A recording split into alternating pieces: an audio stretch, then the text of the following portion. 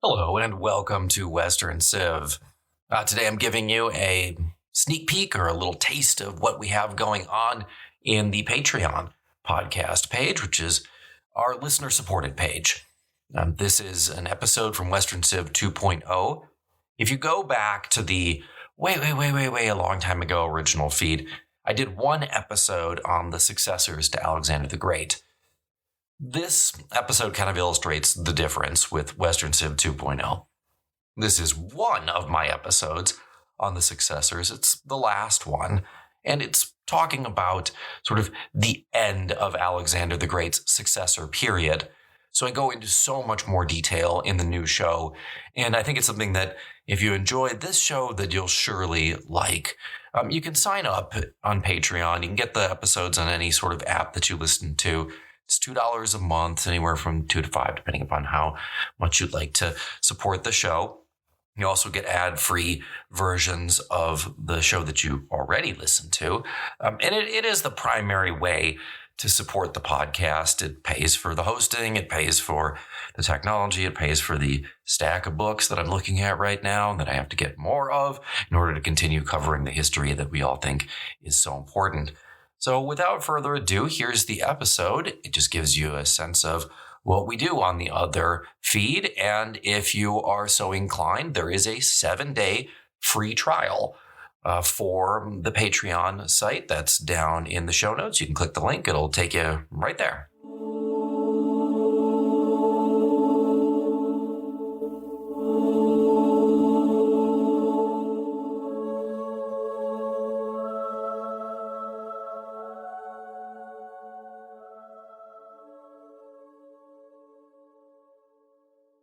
Perhaps the most important consequence of the Battle of Ipsus was that it left Ptolemy and Seleucus in firm control of their respective kingdoms. Ptolemaic Egypt's borders would remain essentially unchanged between Ipsus and Augustus's annexation of Egypt in 30 BCE. Seleucus's empire was a different story.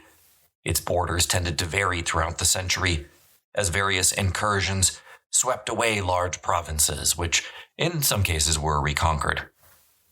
Then, as was the case with Ptolemy's kingdom, the Romans gobbled up the whole in 62 BCE, when the hard border between Rome and Parthia became the Euphrates River, which would be the case for the next several centuries, with one brief exception during Trajan's reign in the 2nd century of the Common Era. Now, in terms of the overall structure of these kingdoms, we have a lot more evidence for Egypt, thanks to the preservation of papyri in the dry heat than we do for Asia. Almost half of this evidence, however, dates from later than the first 40 years of the Hellenistic period. It may be legitimate in some cases to project what we know from a later period back onto an earlier one, but this is guesswork in the end. As the history of early modern Europe shows, which is where we are in the main show, the processes whereby states become increasingly centralized, territorialized, and have efficient bureaucracies are really complicated, and they develop over a long period of time. We just don't have enough evidence for early Ptolemaic and Seleucid history to see this process in detail. Certainly one thing we can say is that both Ptolemy and Seleucus spent a lot of time at war or preparing for war. And therefore, it is likely that their first administrative measures were designed mainly to ensure that their kingdoms were internally stable enough to guarantee them sufficient income to continue to make war. In each case, one would expect the administration would blend Macedonian and local institutions. Now, of course, in Asia, local meant Achaemenid, since Antigonus's regime had hardly left a mark. But the Persians themselves had worked with local subsystems in further flung parts of the empire and had a developed bureaucracy that had lasted for centuries when Alexander showed up and conquered the whole. Egypt held a mix of ancient Egyptian and then also Achaemenid systems. It had intermittently been under Persian control and administration for about 2 centuries. Now, in each case, the Macedonians came as conquerors with their own way of doing things, but in order not to ruffle too many proverbial feathers and to keep their lives easy, they simply co-opted local structures. It follows that we would expect to find both similarities and differences between the administrations of these two kingdoms, with the similarities being due to Macedonian backgrounds, and the differences to inherited local practices or local conditions. Egypt was, of course, a relatively self-contained unit, both geographically and ethnically. It consisted of the Nile Delta and a thin strip of 1,000 kilometers, about 620 miles, up the river. But it's important to note that on each side of the river, this was never wider than about 20 miles on either side, bounded by impenetrable desert to the east and the west. Egypt, if you look at its borders today, is obviously much, much broader. And if you look on a map of even Roman provinces, or let's say Byzantine province of Egypt, it looks quite wide. But the reality is that only the area directly around the Nile River was ever occupied to any sort of density whatsoever. Now, Seleucid Asia was a sprawling empire consisting of huge territories and varied peoples, each with their own traditions and subcultures. In modern terms, Seleucid Asia would have been Turkey, Lebanon, Syria, Iraq, Kuwait, Iran, Afghanistan, bits of Uzbekistan, Turkmenistan, and Tajikistan, so a huge area. Seleucus and his son achieved the remarkable feat of coming as conquerors and holding all this together for 50 years before it started to break up to the further east. The size of the empire meant that wherever the king happened to be at the time was, of course, the center of the empire. In Ptolemy's case, after 313, the center was Alexandria. But Seleucus was itinerant. That is to say, he had palaces and residences all over his kingdom. Most likely, Seleucid kings ruled from Antioch, but he could also rule from Susa, Seleucia on the Tigris, Kyllene, and Sardis. As conquerors and as Macedonian kings, Seleucus and Ptolemy owned their kingdoms as private estates. These were what they would call, quote, spear one, end quote, land. It was theirs to dispose of as they wanted. Tax and taxes paid to the king was essentially rent paid to a landlord. Of course, huge swaths of land were owned by the king. All their profits, not just a taxed percentage, went directly into the royal treasury. All resources were concentrated in the hands of the king and then redistributed. Neither Ptolemy nor Seleucus was ever quite an autocrat or a despot, however. Their power was diffused through hierarchical structures that were beneath them at the top of the pyramid. Nor were they simply smash and grab bandits. They took time and thought about the future. They wanted their sons and grandsons to succeed in functioning and have profitable kingdoms after that, and by and large, I think we have to say they succeeded.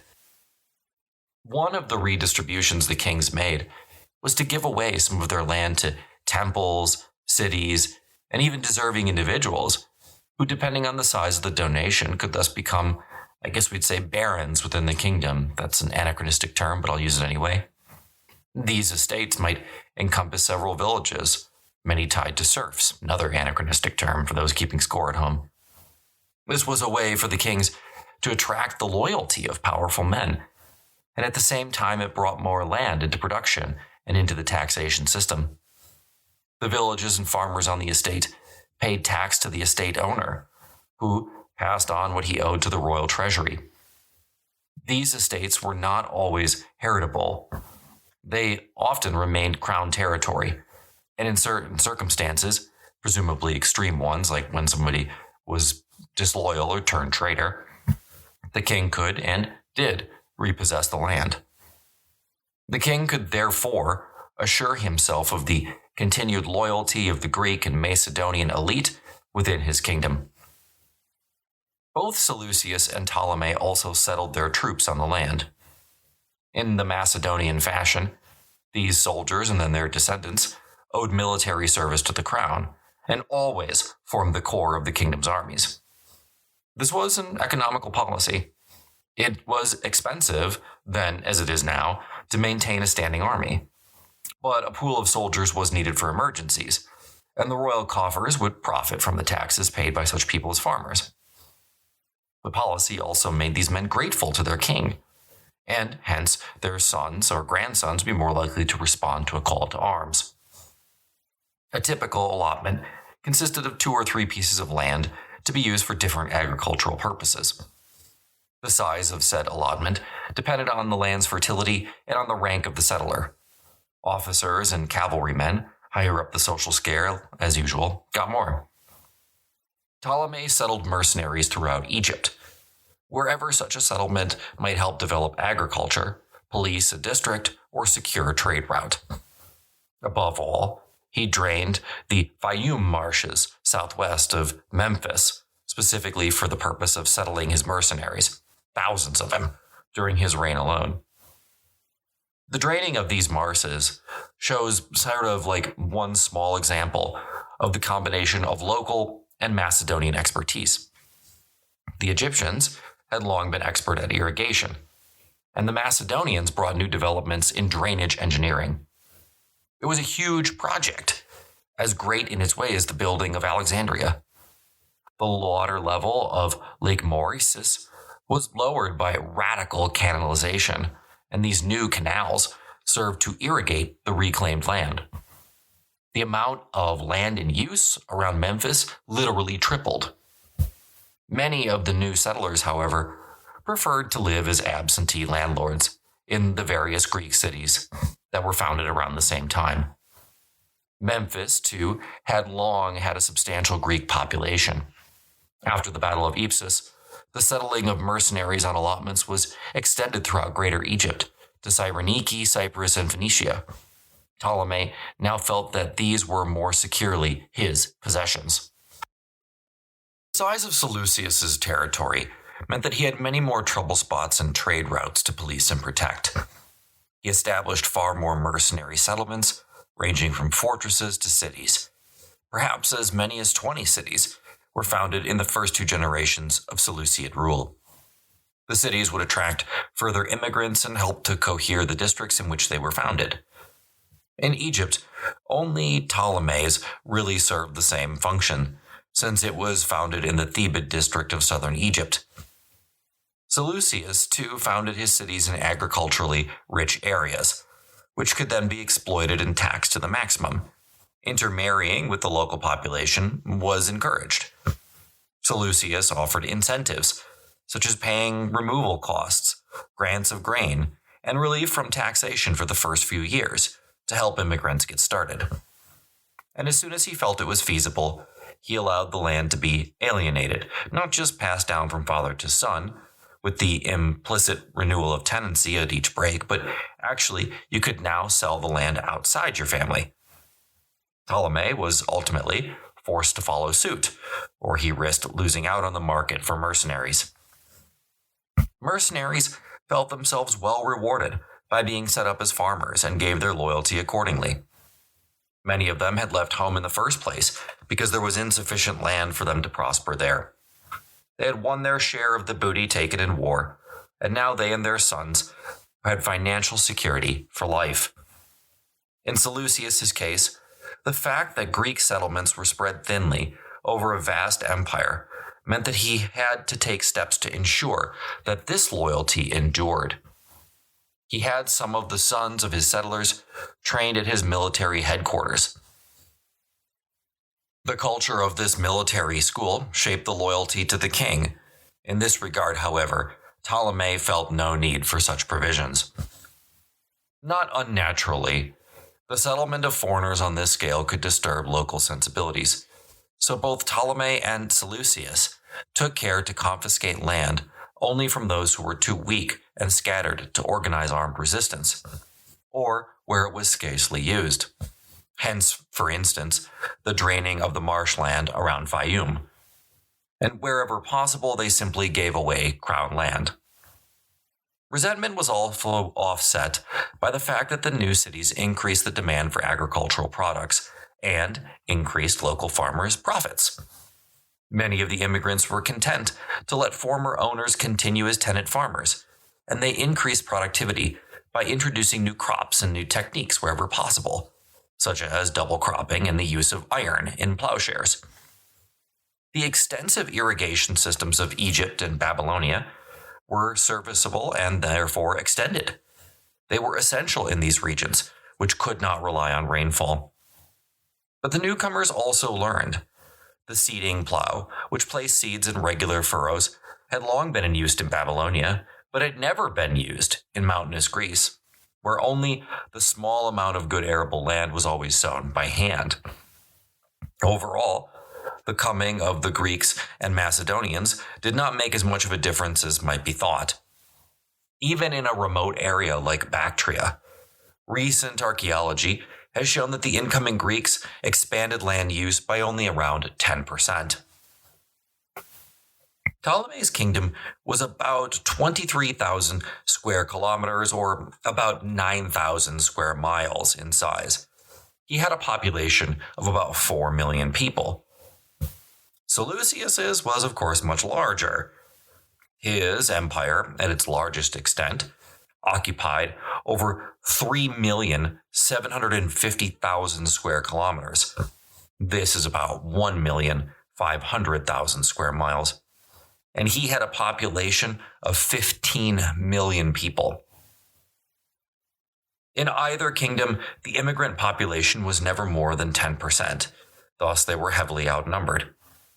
So they took more radical measures to avoid displeasing at least the more powerful among the native populations, the merchants, the landowners, and especially the priests, who were in effect the only political group in both Egypt and Babylonia. If resistance was going to emerge, it would most likely be fomented by the priests as leaders of their people. A king who did not have the support of the priesthood would not last long, and in fact in Egypt, you would not even be considered a true pharaoh. Now first, as defenders of their realms and successful at that, the kings brought peace and prosperity, which went a long way toward mitigating any hatred their arrival might have caused. Second, existing temple-run lands, which could be massive estates by the way, and large privately owned estates generally stayed in place, which is to say that the king graciously granted back much of his spear-won land to the temples and the landowners. Their side of the bargain was loyalty, or at the very least, neutrality. Ptolemy and Seleucus also both undertook programs of refurbishing old temples or building new ones, and made certain to take part in the appropriate local ceremonies and celebrations. Their Persian predecessors had rarely acted with such tact and diplomacy, especially toward the Egyptian priesthood, which made smooth sailing for old Ptolemy. Now, of course, both of them also employed natives in responsible positions in the administration. They had to. They needed collaborators, people who spoke the language and were familiar with the way things worked at a local level. They needed to guarantee a smooth transition to the new dispensation so that taxes could flow in as quickly as possible. But they fell far short of Alexander's dream of an empire governed by both Macedonians and natives. Under Ptolemy and Seleucus, natives rarely rose very high in the administration. Few provinces of Asia, and none of the 42 counties, or nomes as they were called, of Egypt, for instance, ever had a native governor. The top jobs and positions at court were reserved for Greeks and Macedonians. Nevertheless, as the years and decades passed, the native elite became more and more Hellenized in the familiar colonial processes. To this extent, the upper levels of society were permeable by natives. Otherwise, in both states, Hellenism was superficial. People were proud of their traditions and were encouraged in that pride by their priests. The gymnasia that sprang up all over Egypt and Asia, and resources such as the museum in Alexandria, were intended primarily for Greek use, not to Hellenize the natives. Just as the gymnasia in classical Greece had been for the aristocratic elite, so the gymnasia of every town and even large village in the New World were for the new elite. As in many colonial societies throughout history, there were formidable barriers to full assimilation. Also, Seleucus and Ptolemy interfered as little as possible in native traditions to keep the peace. Both Egypt and Seleucid Asia were Janus estates, in which local religious practice, artistic conventions, and so on and so forth continued unabated, alongside newly introduced Greek forms. Successor imperialism was happily unaccompanied by the phenomenon familiar from later empires of missionary conversions of natives to a quote-unquote better religion. Greek religion, we have to remember, was not uniform and hardly dogmatic. And like polytheists from all times, its practices were tolerant, and it was easy to identify their gods with existing native gods. Switch the name, keep going, no worries. In both Egypt and Seleucid Asia, two sets of laws, native and Greek, ran in parallel for the two populations. The language of the case documents determined in which case it would be heard. The kings were likely to intervene in local law only if their revenues were threatened. Both kingdoms used two official languages, Greek and Aramaic, Greek and Demotic Egypt, and even had the double calendar system. Year 1 of the new era that was ushered in by Seleucus' recovery of Babylon began on the Babylonian New Year, but also on the Macedonian New Year, which fell about 6 months earlier. In Egypt, the gap was considerably greater. Ptolemy began to count his regnal years in Greek, from his first gaining the province in 323. But native Egyptians counted from 305, when he formally became an Egyptian pharaoh. He was first king of Macedonians, but also pharaoh of the Egyptians, the first pharaoh of the 30th, final, and longest-lasting dynasty of the ancient Kingdom of Egypt. Ptolemaic Egypt and Seleucid Asia were not fully Greek states, but in other words, more like awkward amalgams. The fact that local systems were allowed to run in parallel to the conqueror's preferences indicate a considerable degree of local autonomy, more in Asia, of course, because it was just so big. There were plenty of crossover points, but the Greek speakers kept themselves apart as much as possible. Their toleration of continuation of local administrative institutions mirrored their cultural isolation from the native populations. The separation between conquerors and subjects was the most marked in the founding of new Greek enclaves, and best epitomized by the fact that the full title of the city of Alexandria, distinguishing it from all the other Alexandrias around the world, was not Alexandria in Egypt, but Alexandria by Egypt. This title reeks of supremacism inherent in imperialism. It's often repeated but still telling fact that Cleopatra VII, the famous one, was also the first to learn the Egyptian language. Despite these measures, though, the fact that there was little trouble, at least for a good long while, was due as much to anything to the long history in both Egypt and Asia of foreign occupation. Many of these native populations, especially in Asia, were just so remote from the king, their lives never changed. They simply exchanged one distant master for another. And I think this is a key point in kind of understanding why oftentimes there's just not massive unrest. We have to remember, nationalism isn't really a thing yet, and it's not going to be for a really long time. Who you paid your taxes to didn't really matter, as long as the amount of the taxes due stayed the same. Ptolemy and Seleucus' regimes were authoritarian in nature, backed up by a strong military presence. Their appeasement measures could do no more than prevent passive acquiescence. In Asia, where the Persians had been the top dog, Seleucus tactfully let their heartland, Persis, retain a greater degree of autonomy than other provinces of his empire.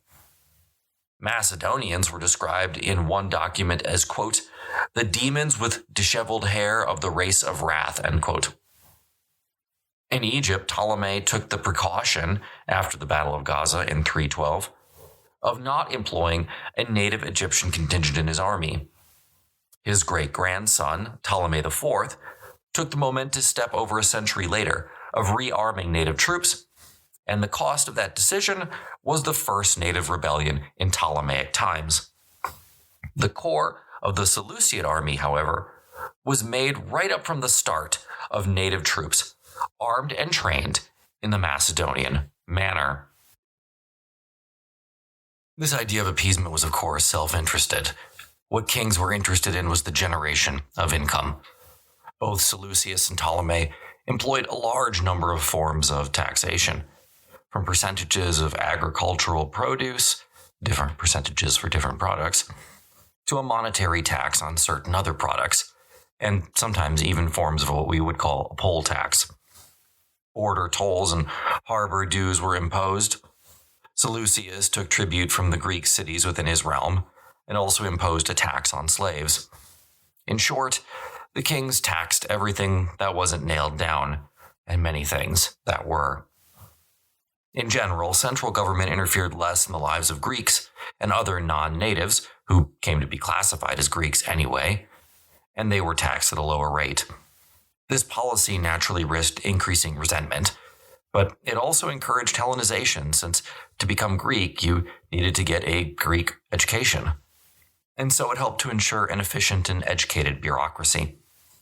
Privileged organizations, such as temples, received the same kind of preferential treatment, at least for a while. The hands-off approach taken by Ptolemy and Seleucus was gradually diluted by later kings, who were able to bring the temples more fully into the royal bureaucratic systems. Now, Alexander the Great had looted or liberated, whichever way you want to look at it, something in the region of, let's say, 5,000 tons of gold and silver bullion from the Achaemenid Empire, comparable to all the weight of all the gold currently stored in Fort Knox. A great deal of this had continued to be turned into coins. The money was used for a whole range of royal expenses, from paying troops and building ships to founding cities and, especially in Alexandria, maintaining a splendid, in fact, one would say a fantastically splendid, court. The income generated by taxation was enormous, but so were the king's expenses, and in addition to taxes, they raised money by selling surpluses abroad and by profiting in the trade in luxuries that passed through their kingdoms. Spices from Arabia, gems from the East, gold and ivory from Sudan and across the Sahara. Both kingdoms had been to a degree monetized before the coming of the Macedonians, but now this process increased at a rapid rate. Along with founding cities, it was one of the main ways in which the kings asserted their kingship and marked the regime change. The natives had to learn to sell at least some of their goods for cash and to accept their wages in cash, because not all their taxes could be paid in kind. Some had to be paid in coins. In due course, both the Ptolemies and the Seleucids developed state-run banks, whose primary purpose was to receive cash payments of tax, and thus to act as the equivalent of royal granaries where tax in kind was stored. Seleucus even encouraged the payment of taxes on cereal crops in cash rather than kind. City building was an important plank in this program, since the surrounding rural population could sell their goods in town for cash, which then they could use to pay their taxes. Both Ptolemy and Seleucus minted gold and copper and bronze coinage, but silver was always the preferred metal. It was rare enough for coins to have value, but common enough for even people on low down, let's say the economic totem pole, to participate in a monetary economy. The relatively small size of Egypt meant that Ptolemy could control revenue collection much more than Seleucus. Cereal grain farmers, for instance, were given their seed grain every year from royal granaries, and by accepting it, they accepted the obligation to repay a fixed percentage the following year. Every year, once the flood had subsided, a land survey was undertaken to determine how much good soil the flood had left that year, so that the Ptolemies knew roughly how much income to expect and could plan ahead. A vast and complex royal bureaucracy was put in place. More likely than not, most of it already existed, from the court all the way down to the villages, to process this information and ensure the regular collection of taxes. It was, quite frankly, amazingly modern. Within each nome or county, 3 separate officers, each at the head of his own pyramid of assistants, were responsible for agricultural production, finances, and record keeping. All of them reported to the king's finance minister in Alexandria, a guy called the Diacates. Census were carried out to determine who was to pay the poll tax and at what rate. The efficiency of the system under the first 2 Ptolemies meant that Egypt was regularly the wealthiest of the successor kingdoms. In Ptolemy the first time, it had an estimated annual revenue of about 15,000 talents of serval. That's about $9 billion. And about 8 million arabatas of wheat. That's maybe about 72 million US gallons. Seleucus took in more, about 30,000 talents a year. But the natural defenses and small size of Egypt meant that Ptolemy could spend far less on armed services, which, along with city building, was the biggest drain on Seleucus's finances. As a result, Seleucus's capital city, Antioch, glittered far less brilliantly than Alexandria. He just had more urgent demand on his resources. Another economic measure Ptolemy put in place before the end of the 4th century was to break away from the monetary standard that had been adopted following Alexander's lead all over the empire. Egyptian coins were minted to a considerably lighter standard, and no other coinage was allowed within the realm. All foreign coin brought into Egypt by commerce was surrendered and then reminted to the Ptolemaic standard. This somewhat isolated Egypt from the rest of the world, but it also established a royal monopoly on exchange, and it made sure that everything in Egypt was truly standard. Imports were thereby discouraged, while exports could be sold abroad for a profit. Egypt was naturally short on silver anyway, so either way you look at it, this was one of Ptolemy's masterstrokes. But there was a limit, even in bureaucratized Egypt, to the degree of certain control that could be exercised, and more flexible systems were put in place that accommodated existing native institutions. Alexandria intervened more directly into the lives of the new settlements in Fayum and around new cities like Ptolemais than it did elsewhere, where taxation was locally organized as it had always been. A lot of the complaints that one reads in the papyri from native farmers were complaints against petty Greek prejudice and local corruption, never really against the king in Alexandria. As long as the taxes came in, Ptolemy was content to let things carry on in the time-honored fashion. And after all, time was something the Egyptians were very used to. The collection of taxes was also decentralized, in keeping with the usual Greek system. Or rather, the Greek system was just grafted upon local systems. Sometimes this was a little awkward. The contract for the year's taxes in a specific product was put up for sale. This is exactly what's going to happen in Rome, by the way. Tax farmers who were wealthy men could then post a large surety bond and then just kind of operated as independent tax collectors. If what they collected fell short of the bid, the farmers were bound to pay the difference. But if there was the expected surplus, then they retained it, so the rich guy won either way. But in Egypt, and probably also in Asia, but we're not sure, they were not responsible for the actual collection of the taxes in at least some non-Greek areas, which remained in the hands of local agents. In Egypt, the crown similarly licensed the sale of certain key products like flax, beer, salt, some oil crops. As with tax farming, this served to protect the Ptolemies from unforeseen variations in revenue.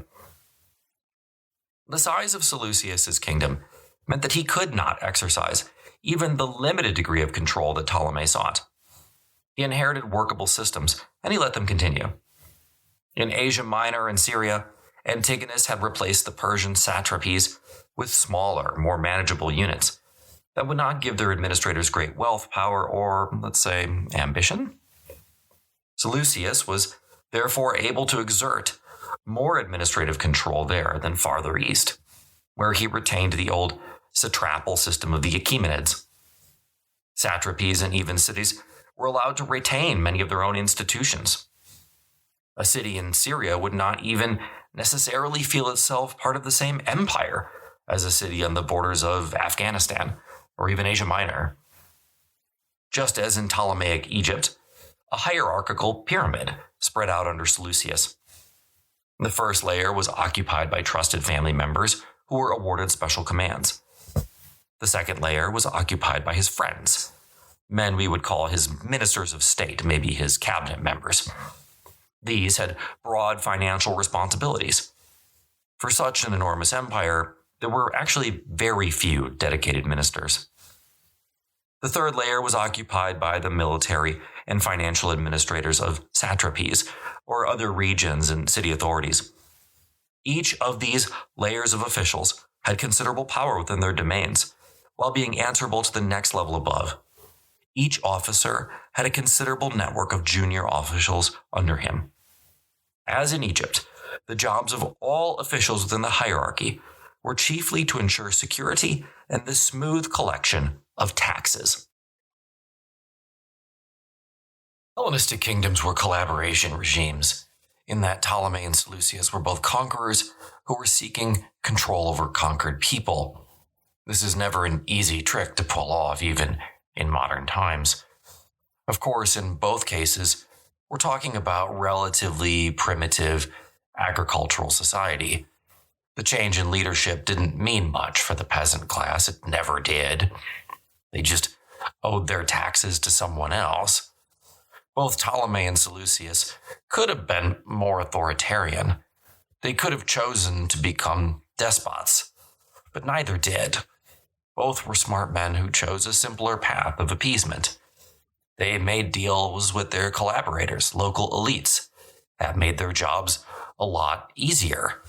As a consequence, their kingdoms survived everything, except the Roman legions, that is. Ipsus did not end the endemic warfare between the successors, but it did slow it down. To an extent, Ipsus is only interesting in a counterfactual sense. If Antigonus had won, if he had not died that day, then he might have ruled all of Alexander's empire. Or at the very least, he might have bequeathed that empire to his son Demetrius. But he did die, and Demetrius did flee.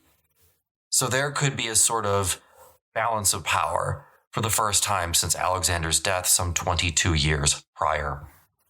But certainly, few gave up on the dream of ruling all the satrapies and European kingdoms which the great conqueror had once stitched together.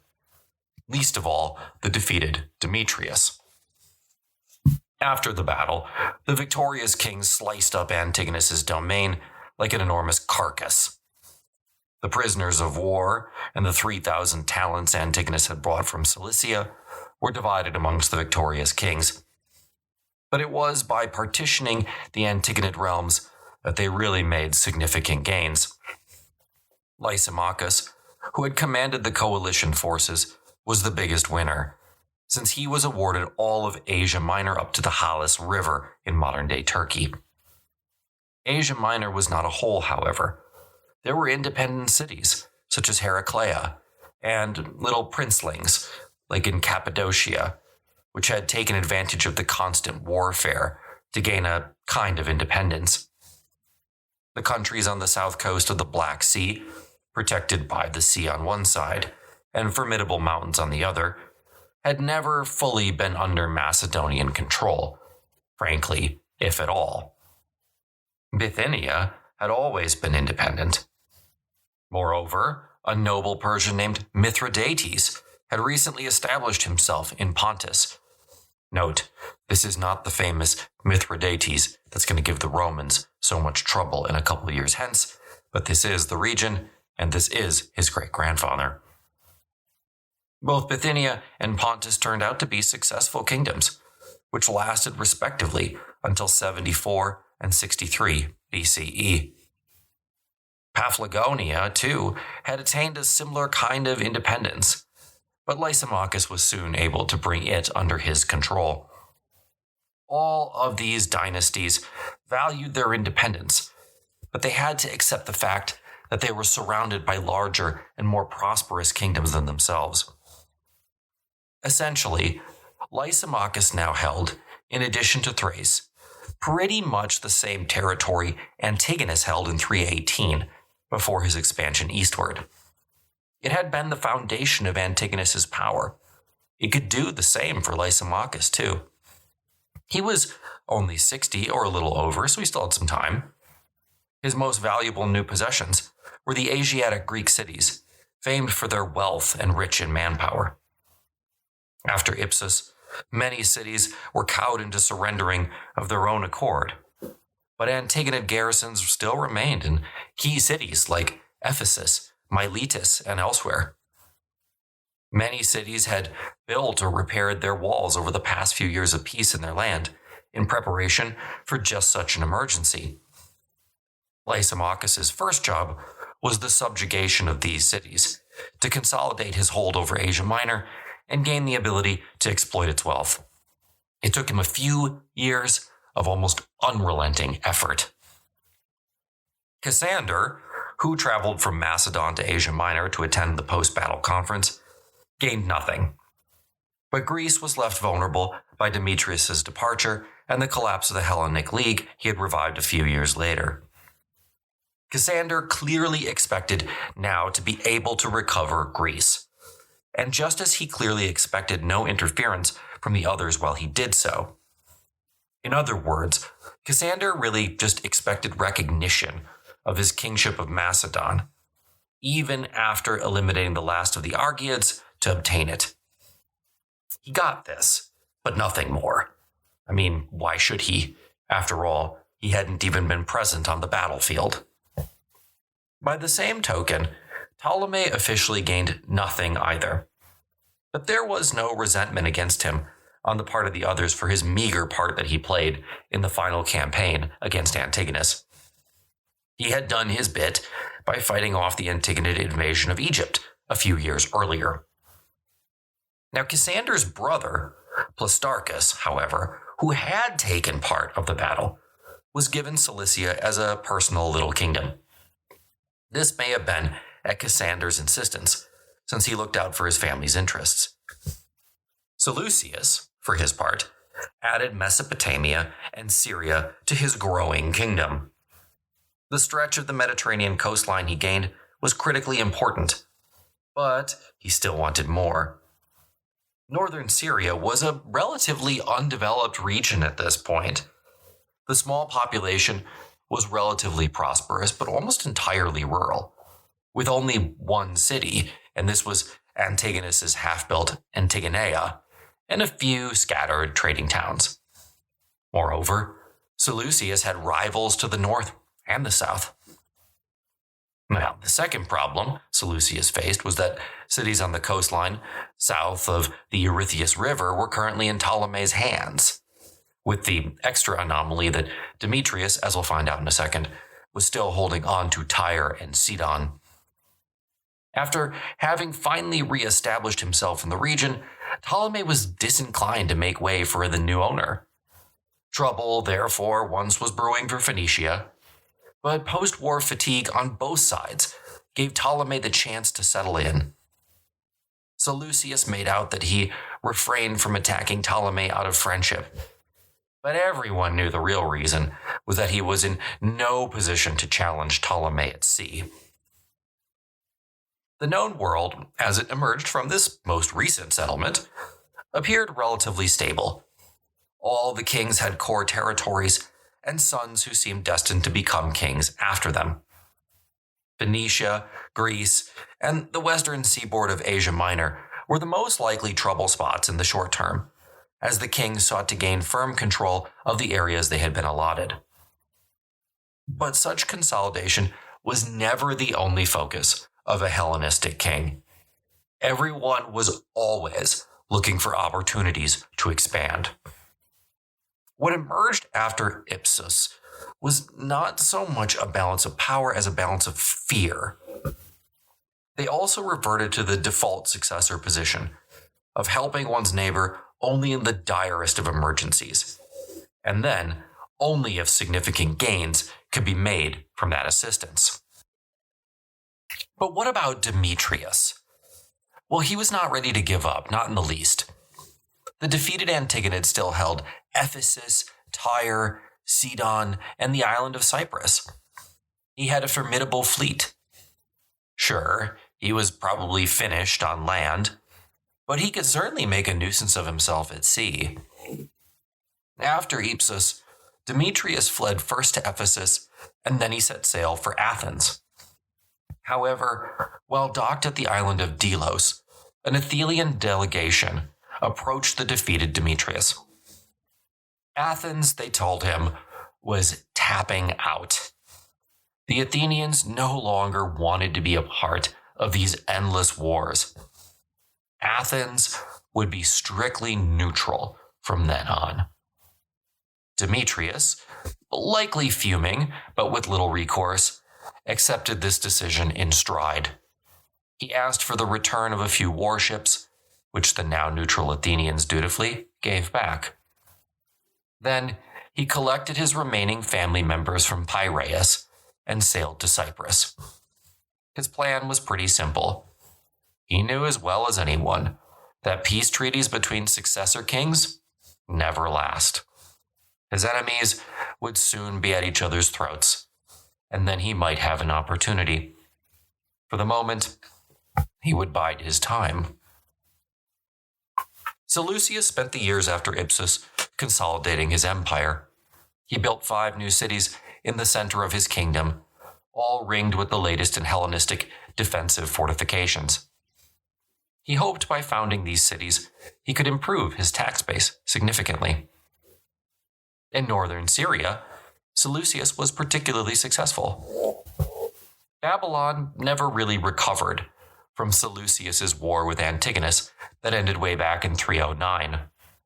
So he built a new city, Seleucia, intended partly to replace Babylon as a critical stopping point for trade caravans. It was remarkably successful, and to a large extent, increased trade throughout the region. So much so that even along the Persian Gulf, new trade connections developed. These economic initiatives appeased not only the native population, but newly arrived Greek and Macedonian settlers. Plus, wealth breeds wealth, and this investment led to even more private investment. These were all economies that Rome would happily gobble up in the 1st century. By 300 BCE, the pace between the remaining successors was already starting to wear thin. In response to what looked like aggression by Seleucus, Ptolemy reached out to Lysimachus for an alliance. Lysimachus, who needed Ptolemy's navy to help him crush Demetrius, was only too happy to accept. They sealed the deal when Lysimachus married Ptolemy's daughter, Arisne, who, as we will see, was as ruthlessly ambitious as any of the successors themselves. Seleucus now felt threatened, so he decided to reach out to his old enemy, Demetrius. Demetrius was only too happy to oblige. He would put his ships at Seleucus's disposal, if that meant an alliance. I mean, after all, what choice did he have? It was the only way to get back in the game. They likewise sealed the deal with a marriage. So now there were 2 clear sides in any coming conflict. It would be Ptolemy Lysimachus versus Seleucus Demetrius. The only person not involved in the alliance making was Cassander. He had a new issue in Boeotia to deal with, plus his entire life he had been plagued by tuberculosis, and it seemed like it was flaring up. Regardless, he sat on the sidelines for now. But for the moment, there would be no direct conflict. Ptolemy assumed, rightly, that Seleucus wanted more time to consolidate his realm. So when Ptolemy proposed peace, Seleucus accepted. War had been averted, for now. Now, just because there was no direct conflict, that doesn't mean that there weren't fighting on the fringes. Demetrius tried to use Cilicia as a piggy bank to build up his strength. But his extortion rule was far from popular. Sure, he was able to wrench it away from Cassander's little brother easy enough, but by 296, Demetrius was forced to abandon Cilicia for Cyprus. Seleucus was the big winner. He just moved in and took Cilicia, never intending to give it back to Cassander's brother, by the way, and added it to his massive domains. Demetrius honestly didn't care. He was looking toward an unstable situation in Greece as the place for his next expansion. And now the cause of said unstable Greece. In 297, Cassander died of tuberculosis. His son, Philip IV, died of the same disease a few months later. For as brutal as the start of his reign had been, Cassander had kept Macedonia at peace for 20 years. The situation after him would be different. Meanwhile, to the south in Athens, neutrality had not gone well. A few bad harvests resulted in a pro-Macedon faction coming to power. You see, it was all well and good to say you didn't want a king, but then you didn't have the insurance when you needed it. The factionalism got so bad that Athens and Piraeus effectively split into two cities. This created all the instability Demetrius needed to wonder whether Greece might yet be his. Making matters worse, Cassander's two teenage sons, Alexander and Antipater, were supposed to be ruling jointly under their mother's regency. But the two hated each other and quickly divided Macedonia into factions for their own petty civil war. Demetrius sailed to Athens in late 296 and placed the city under siege. By 295, things looked dire. Famine had struck the city, and the philosopher, Epicurus, was in charge of the rationing in a super ironic turn of events. But philosophical intervention aside, there was little the Athenians could do to resist Demetrius, and he was quickly back in control of the city. The situation in Macedonia was too uncertain for anyone in Pella to intervene, and Lysimachus had troubles of his own. So for the moment, Demetrius was free to move against the Greek cities of the Peloponnese, which he did. Antipater, the elder of the two teenage kings in Macedon, believed he should be the sole ruler when he attained the age of majority. His mother disagreed and told him to continue ruling with his brother. So he had his mother killed. A rare crime, even for the bloodthirsty Macedonian royal house. This began the aptly named War of the Brothers, which Demetrius immediately intervened in, joining the side of Alexander, the younger brother. Years earlier, Demetrius had forged an alliance with Pyrrhus, the king of neighboring Epirus, which was where Alexander's mother Olympias had been from. Pyrrhus now joined the war of the brothers on Alexander's side and easily drove Antipater out of western Macedonia. The only reason he did not go further was that he didn't want Lysimachus to enter the fray. Lysimachus was presently dealing with a rebellion in Greece, but would likely intervene if Epirus looked likely to conquer Macedonia. Once Demetrius arrived in Macedonia, Alexander told him his services were no longer needed. Of course, it had been on Demetrius's behest that Pyrrhus had invaded. Demetrius was furious, but he pretended not to care. Instead, he invited Alexander to a banquet. At the end of said banquet, the two men were walking out past Demetrius's guards, to whom Demetrius muttered, quote, "Kill the man who follows me," end quote. Alexander died on the spot, proving the old adage, minnows ought not swim with sharks. Antipater almost immediately abandoned his half of Macedon to Demetrius and fled to Thrace. There, Lysimachus convinced the teenaged king that resistance was futile. He signed a peace deal with Demetrius, in which Demetrius was acknowledged as the regent of Macedon, and Lysimachus was acknowledged as the Greek cities of Asia Minor had fallen to him after Ipsus. It was the end of Antipater's line, a line which had ruled Macedon for 40 years. Demetrius was now the king of Macedon and the effective ruler of Greece, save Thrace. But for the moment, Demetrius did not press any claims outside Greece. Ptolemy retook Cyprus in 294, which his successors would hold until the Romans arrived. And if you're getting tired of me saying that, I'm going to say it a couple more times. Back in Thrace, things were going badly for Lysimachus. He was beaten soundly by the tribal Getae and taken prisoner for the better part of a year. Demetrius tried to invade Thrace, and only the intervention of Pyrrhus, who now opposed his old ally, pushed him back. Between 294 and 298, Demetrius and Pyrrhus fought a series of inconclusive wars that did little other than wear out both sides. In 288, the two exhausted foes signed a treaty that recognized the status quo.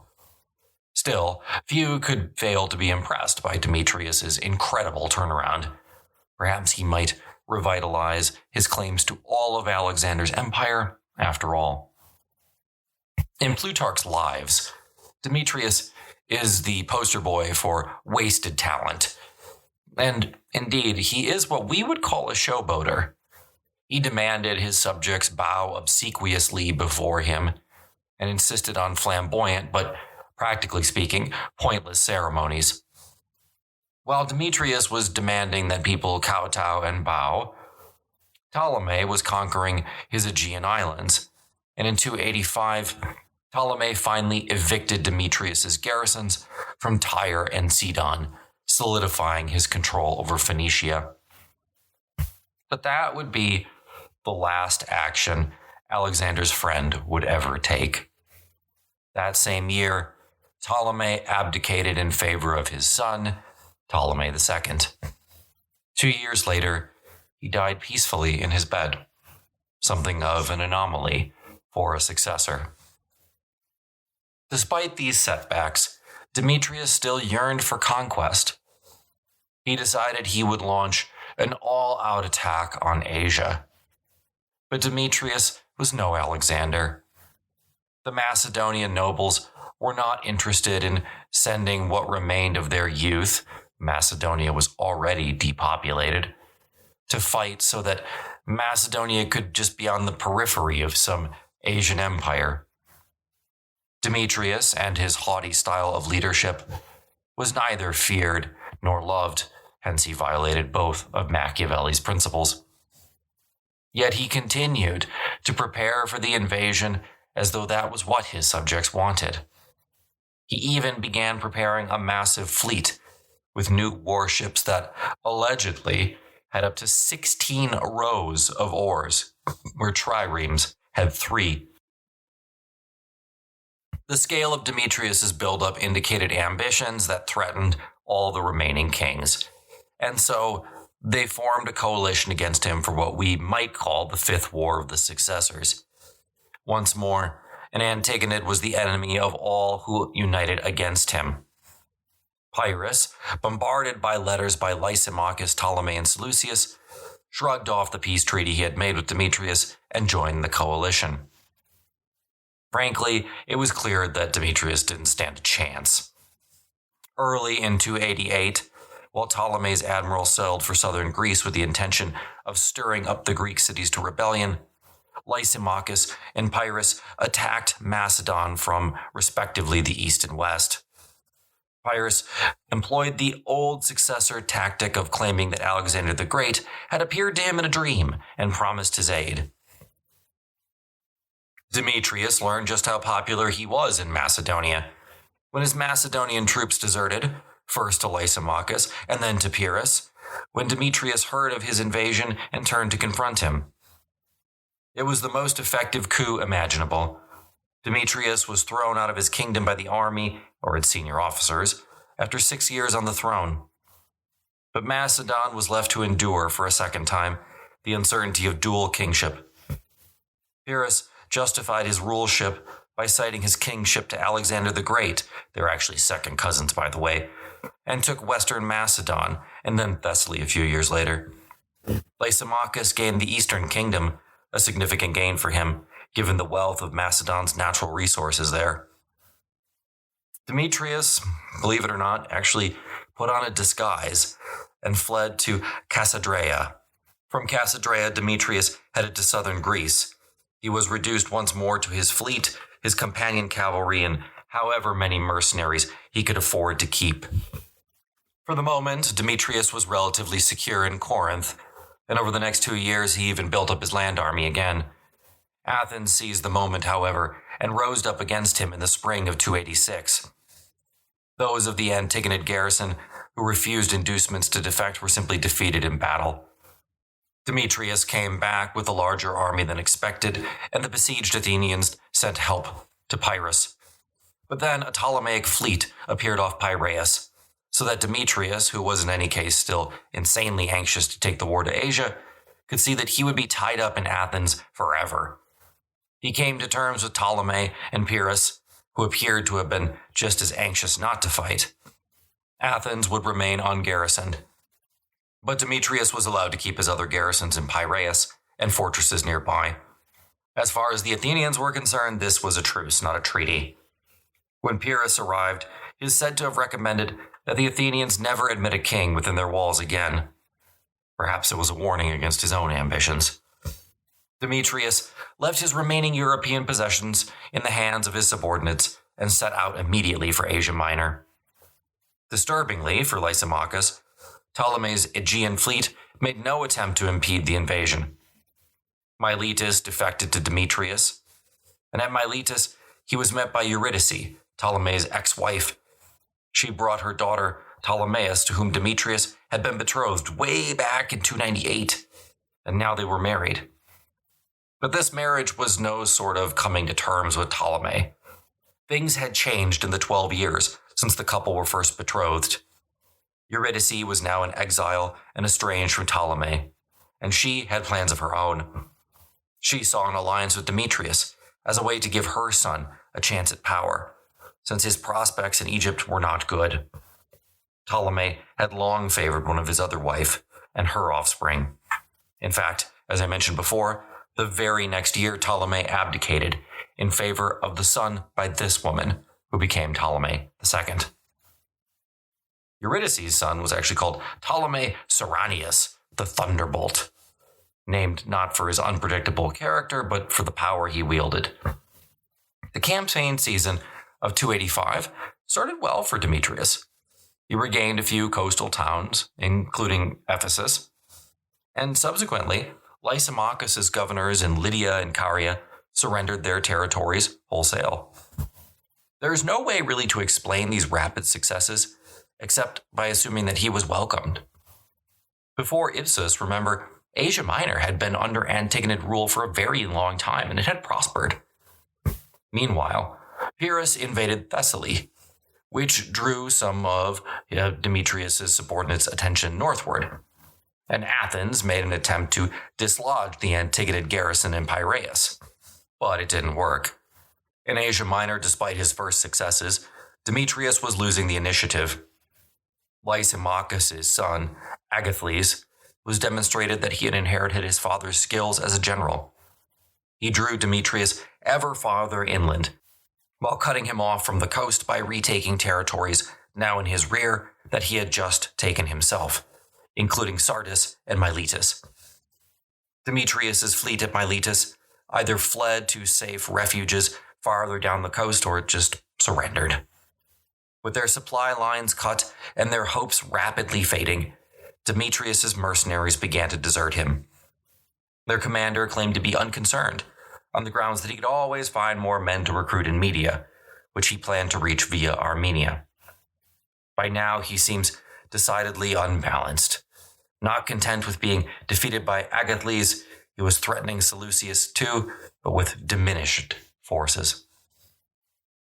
Demetrius was perhaps intending to encourage the often restless eastern satrapies to rise up with his help and overthrow Seleucus.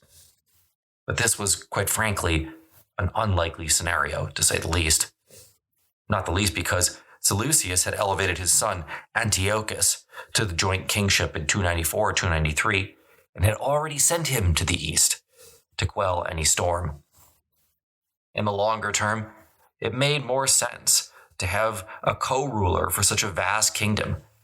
For the East, one who was half Iranian had been brought up in Babylon. So no uprising took place in the eastern satrapies to aid Demetrius's plans. Instead of heading for Armenia, he turned south, with disease and desertion decimating his numbers. Agathocles let him cross the Taurus Mountains into Cilicia and strengthen the fortresses on the passes against his return, effectively locking the door behind him. He was Seleucus's problem now.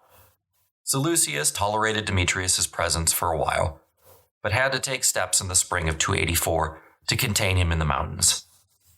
Demetrius reacted with some vigorous guerrilla warfare and even threatened to enter Syria until he was once more brought down by illness. While Demetrius lay sick, more of his men deserted.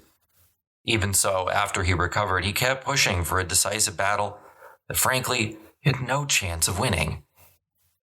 Seleucus refused to meet Demetrius in battle. There was no point. He just waited for low morale in Demetrius's camp to finish him off. And so, in the end, it came with a whimper and not a bang. The two armies were close by, and Seleucus is said to have walked bareheaded himself up to Demetrius's lines and appealed to his men to just lay down their arms. Recognizing that Seleucus was doing his level best to spare everyone's lives, they finally abandoned Demetrius. Seleucus put his former father-in-law under comfortable but closely guarded arrest on a town called Ampeia on the banks of the Orontes River. While the subordinates back in Greece petitioned Seleucus for Demetrius's return, Lysimachus begged him to have the man just put to death. Seleucus refused both requests. He actually accused Lysimachus of behaving like a barbarian. In reality, however, he wanted Demetrius alive and in his keeping, in case he could in some way use him against his remaining adversaries. Humiliated by becoming no more than a pawn in others' games, Demetrius wrote to Greece, abdicating his kingship, such as it was, in favor of his son there. By March 282, alcoholism, and perhaps the illness that had been plaguing him for some time, finally brought Demetrius down. He wasn't much over 50 years of age. His ashes were released, and in due course of time, they were returned to Macedonia. I suppose in the end it was nothing more than restless greed for imperial power that undid Demetrius. He could have simply consolidated a kingdom in Macedonia and Greece, but he always had more grandiose dreams. He never truly had an opportunity for world conquest. And that's the thing that I think he was missing. It wasn't just Alexander's talent that gave him the ability to conquer the known world. It was also timing. And he just didn't understand that. By the late 280s, Lysimachus was once again resurgent. He fought another series of on-again, off-again wars against Pyrrhus, before the latter finally had enough and turned his attention toward the west instead. There he would intervene in southern Italy on behalf of the Greek city-states, which found themselves increasingly beleaguered as a result of the expansion of a city called Rome. Pyrrhus won a series of battles against Rome, but the Romans always had more resources.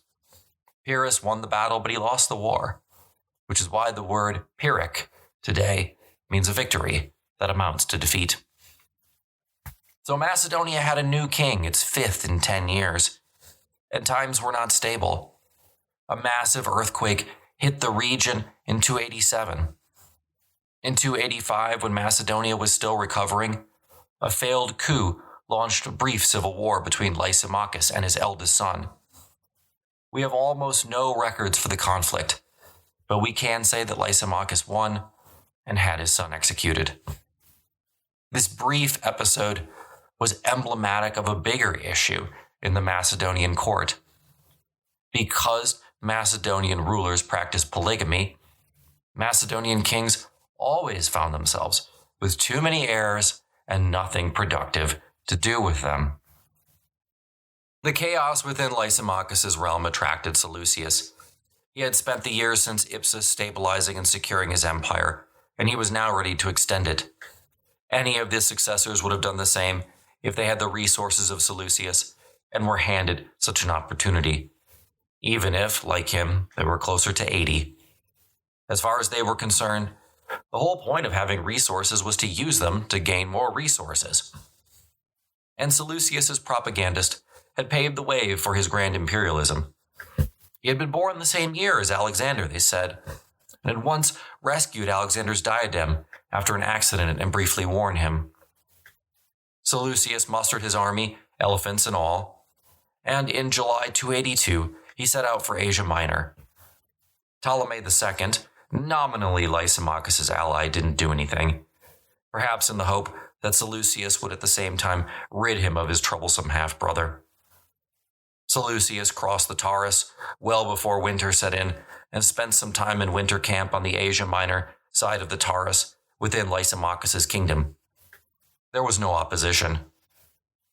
At the end of January 281, Seleucus took to the field and at the same time sent his fleet on ahead to the west coast to help lend his supporters in Greek cities. He had softened the cities up by means of generous benefactions and used the old Antigonid strategy that would find him a more congenial king than Lysimachus. A few cities did erupt into factional strife, though more of them waited for the outcome to see which way to throw in their chips. Seleucus's progress continued unimpeded. Lysimachus had chosen to wait for him in western Asia Minor. This may have been a tactical decision, in order to be able to maintain some kind of control over the Asiatic Greek cities. But at the same time, it was clear Lysimachus was now plagued by desertion and growing increasingly helpless. The decisive battle of the sixth and final war of the Successors was fought at Corpendium, called the Plain of Plenty, west of Sardis, in February 281. We have absolutely no details for the battle, but I don't think we need them. It was a complete victory for Seleucus. The aged Lysimachus died on the battlefield.